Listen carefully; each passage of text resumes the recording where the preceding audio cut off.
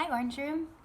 I wanted to talk to you guys today about nature study and an activity that we're going to do for it. Nature study, of course, is a time we have in our schedule each day where we do an activity using materials that we can find in nature. Now, I've heard back from a lot of your grown-ups saying that you're trying really hard to make it outside at least once a day. That's great. I hope that when you go out that you have lots of space around you and that you're washing your hands really well when you come back in. If you're not going outside every day, or maybe you don't get a chance to today, that's okay too. Don't worry. You'll still be able to do nature study because there is so much nature that you can probably find in your house that you've never noticed before. So now remember, we find nature in our classroom all the time. For example, we find small seeds when we're eating apples and clementines. We might find leaves that somebody brings in, or seashells that we collected. There's lots of nature to be found. So you probably have already seen our read aloud of the Lorax, which is a book we've been studying lately. And I thought for nature study, you could make a character from the Lorax using nature materials. So I'll show you. I went for a walk in the forest the other day, and I found lots of things outside that you might find helpful to use. So I'll show you some of those, and then I'll also show you some things that I found inside that you might want to use for nature study. And I've emailed you all also pictures of the characters that I came up with. So let's start with the things that I found outside. I found this really interesting little tree root stump. It looks like maybe somebody cut it down because it's pretty smooth. I see some roots. It was just laying on the ground, so I collected it. I took it home, I cleaned it off really well, and I used it to make a Lorax character.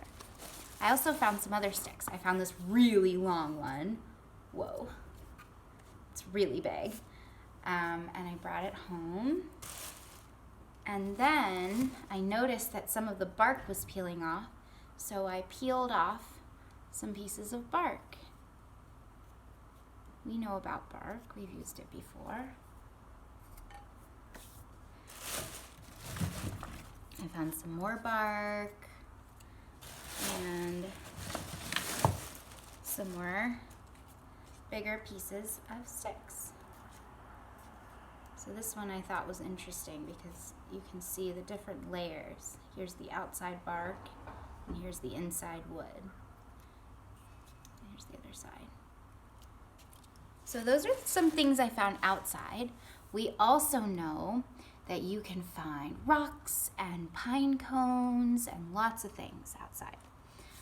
Inside my house, I'll show you what I found. So you guys might have this too. I have a lot of plants at my house. Like, there's a plant right behind my camera. Ah, there it is. It has lots of leaves.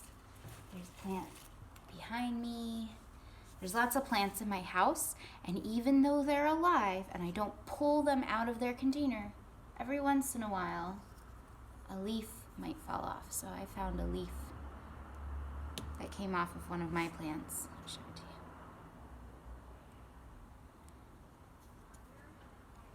There's that. In my kitchen, I found a lot of cool things too. So I have some fruits. I have like oranges that have peels that you can peel off and use for collaging. I have lemons and limes.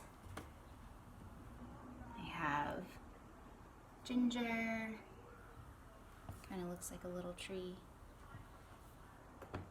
And I also have a squash. I don't know what you have in your kitchen, but my guess is that everybody from the Orange Room has something that they can use for nature study. So remember, you're making a character from the Lorax. And if you still can't find any nature tools, that's okay. Why don't you just use drawing tools like markers or crayons? You can draw me a picture from the Lorax. That's okay too if you can't find anything else. Okay, I can't wait to see what you guys come up with. It's really good to speak with you again. I miss you all so much. Okay, you can email us pictures of what you make and let me know how it went. Okay,